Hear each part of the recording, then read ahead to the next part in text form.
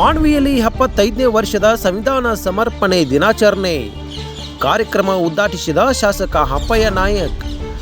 ಮಾನ್ವಿ ಪಟ್ಟಣದ TAPCMS ಆವರಣದಲ್ಲಿ ನಡೆದ ಕಾರ್ಯಕ್ರಮ ಅಂಬೇಡ್ಕರ್ ಸಂವಿಧಾನದ ನಮಗೆ ದೊಡ್ಡ ಗ್ರಂಥ ಮೆರವಣಿಗೆಯಲ್ಲಿ ಸಾವಿರಾರು ಜನರು ಭಾಗಿ. ಡಾಕ್ಟರ್ BR ಅಂಬೇಡ್ಕರ್ ಅವರು ಬರೆದಿರುವ ಸಂವಿಧಾನವು ಗ್ರಂಥವು ಪ್ರತಿಯೊಬ್ಬರಿಗೂ ಕಾನೂನಿನ ಶ್ರೀರಕ್ಷೆ ಇದ್ದ ಹಾಗೆ ಎಂದು ಶಾಸಕ ಹಂಪಯ್ಯ ನಾಯಕ್ ತಿಳಿಸಿದರು. ರಾಯಚೂರು ಜಿಲ್ಲೆಯ ಮಾನ್ವಿ ಪಟ್ಟಣದ TAPCMS ಆವರಣದಲ್ಲಿ ಜರುಗಿದ 75ನೇ ವರ್ಷದ ಸಂವಿಧಾನ ಉತ್ಸವ ಸಮಾರಂಭವನ್ನು ಉದ್ಘಾಟಿಸಿ ಮಾತನಾಡಿದರು.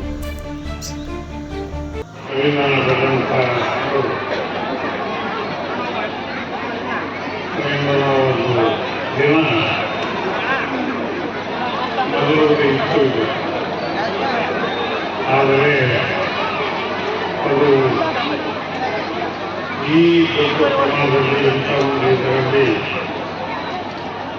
ಈ ಒಂದು ಬಾಬಾ ಸಾಹೇಬ್ ಅಂಬೇಡ್ಕರ್ ಸಂವಿಧಾನ ಉತ್ಸವ ಸಮಿತಿ ಇಲ್ಲಲ್ಲ. ಹೀಗಾಗಿ ಇಂಥ ಒಂದು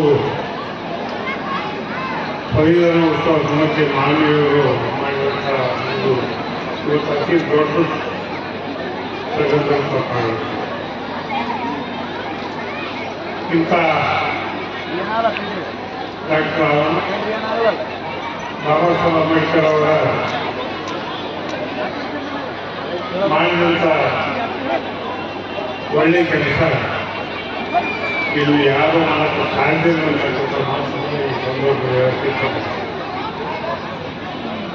ಅವರು ಇರ್ತಕ್ಕಂಥ ಕಷ್ಟ ದುಃಖ ಇದರಲ್ಲಿ ಇವತ್ತ ಎಲ್ಲ ಜಾತಿ ಜನಾಂಗದ ಎಲ್ಲ ಜನರಿಗೂ ಸಮುದಾಯದಂಥ ಒಂದು ರೀತಿಯಲ್ಲಿ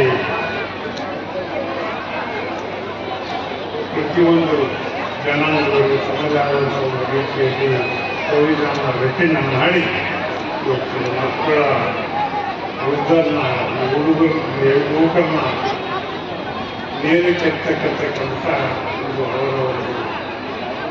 ಇದರಲ್ಲಿ ಇವತ್ತು ನಾವೆಲ್ಲರೂ ಈ ವೇದಿಕೆಯಲ್ಲಿ ಕುರಿತು ಸಂವಾದವನ್ನು ಕುರಿತು ವೀಕ್ಷಣೆ ಮಾಡ್ತಕ್ಕಂಥದ್ದು ಮಾತಾಡ್ತಕ್ಕಂಥದ್ದು ಹಾಗೆ ಅಂತಕ್ಕಂಥ ಮಾತುಗಳ ಈ ಸಂದರ್ಭದಲ್ಲಿ ಇವತ್ತು ಇದಕ್ಕಿಂತ ಮುಂಚೆ ನಾವು ನೀವೆಲ್ಲರೂ ಬರ್ತಕ್ಕಂಥ ಕಷ್ಟ ಸುಖಗಳು ನಮ್ಮ ಹಿರಿಯರಿಗೆ ಅನುಭವಿಸಿದ್ದಾರೆ. ಎಲ್ಲ ಒಬ್ಬರಿದ್ದರೆ ಓದುವರು ಇಲ್ಲಿ ಕುರಿತಂಥವರು ವೇದಿಕೆ ಮೇಲಿದ್ದಂಥವ್ರಿಗೆ ಯಾರಿಗೂ ನಮಗೂ ಅರಿವೇ ಇಲ್ಲ. ಡಾಕ್ಟರ್ ಅಂಬೇಡ್ಕರ್ ಅವರ ಒಂದು ಕೊಟ್ಟಂಥ ಕೊಡುಗೆ ನಮ್ಗೆ ಅರ್ಥ ಆಗೋದಿಲ್ಲ. ಯಾಕಂದ್ರೆ ಅದು ದುಃಖನೇ ನಮ್ಗೆ ಗೊತ್ತಿಲ್ಲ, ಅದರ ಕಷ್ಟನೇ ನಮ್ಗೆ ಗೊತ್ತಿಲ್ಲ. ಹೀಗಾಗಿ ಇಂದಿನ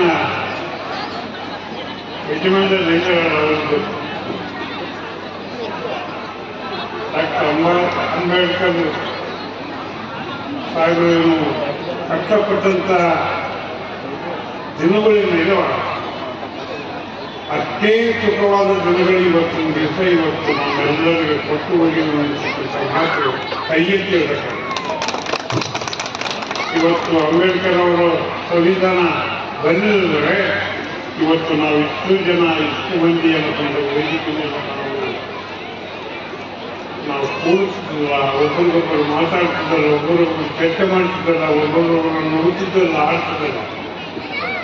ಅಂಥ ಒಂದು ಶ್ರೇಷ್ಠವಾದಂಥ ಶಕ್ತಿ ಮತ್ತು ಡಾಕ್ಟರ್ ಬಾಬಾ ಸಾಹೇಬ್ ಅಂಬೇಡ್ಕರ್ ಅವರು ನಮಗೆಲ್ಲ ಕೊಟ್ಟು ಹೋಗಿದ್ದಾರೆ ಅಂತಕ್ಕಂಥ ಮಾತು ನಾವು ಹೇಳ್ಬೇಕು.